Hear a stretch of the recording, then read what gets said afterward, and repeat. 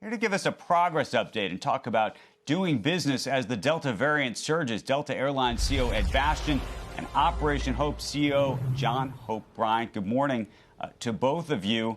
I know you've been working hard the past couple months on this financial literacy program amidst this pandemic. And John, given that this was your brainchild, I will go to you first to try to understand how you're thinking about it.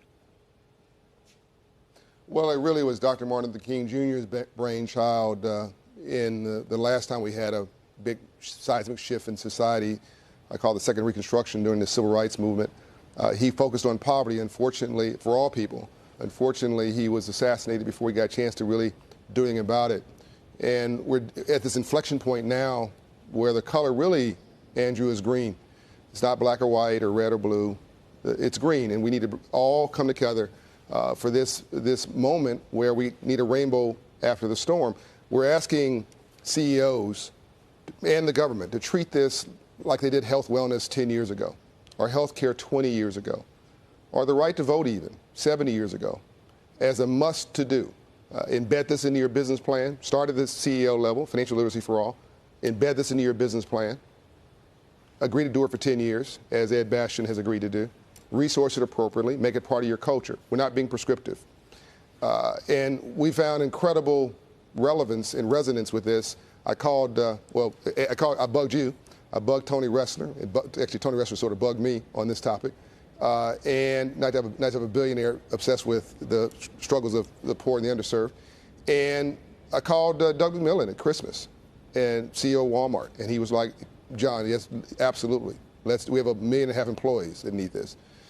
And he called the CEO of Disney, Bob Chapek. He said, John, you got my creative team, whatever you need from us. And they've given us their Disney Institute. I called Ed Bastian. He was like, you had me at hello. And now we're financial coaching his 80,000 employees, and while he's providing an opportunity in good times for them to share in the prosperity, we're also putting a safety net underneath them in tough times, as in right now. NFL commissioner, Andrew, NBA commissioner, Roz Brewer, CEO of Walgreens, B of A CEO. I mean, the list, and thank God, now has grown significantly. Dan Schulman at PayPal just joined, et cetera, et cetera, et cetera. Ed, in terms of putting this into practice, what does this actually mean? Well, Andrew, we know at Delta, and you know at Delta, that taking care of our people is job one. It's always job one, and it's never been more important than over the course of the last 18 months in addressing the pandemic.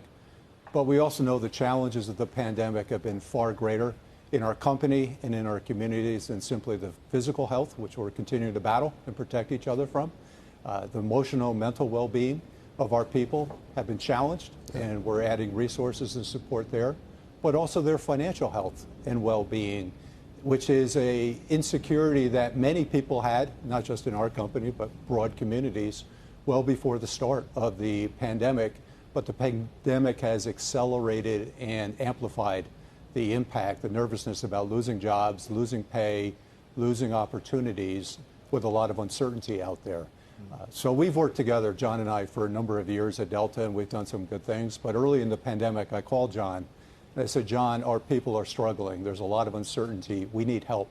And we brought some people in from Operation Hope, worked with our team, counseled people, and people are starting to regain hope and confidence that they can handle, whether it's addressing their credit score, taking on debt levels to pay down, ensuring that they have a future that they can plan on better, with a coach who's non-judgmental and skilled in helping through this.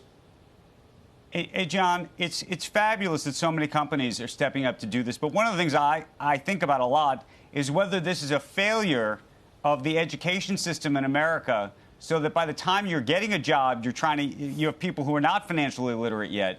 And isn't this something that should be taught in 5th grade, 6th grade, 7th grade, in high school? Yeah, the fact that one of our co-founders, Sal Khan, and by the way, Doug McMillon and I are co-chairing this, Walmart.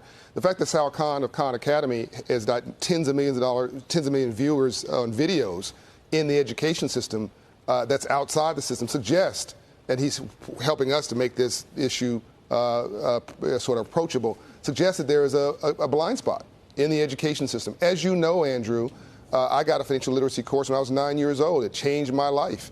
Banker came in my classroom and taught financial literacy because it wasn't offered in the school. And I asked this banker, what do you do for a living? And how'd you get rich legally? And I was dead serious. No one ever taught me about financial literacy or money. He said, I'm a banker and I finance entrepreneurs. I said, I don't know what an entrepreneur is, but if it's legal and you're financing it, I'm going to be one. It changed my life and it's who I am today. That program's gone away. Home economics doesn't exist anymore. So how are people supposed to learn how to manage their finances, raise a household? People have got too much month at the end of their money. And that's all people. 70% of this country is consumer spending of GDP, and 70% of all Americans are living from paycheck to paycheck, irrespective of race. So I think this should be K through college required.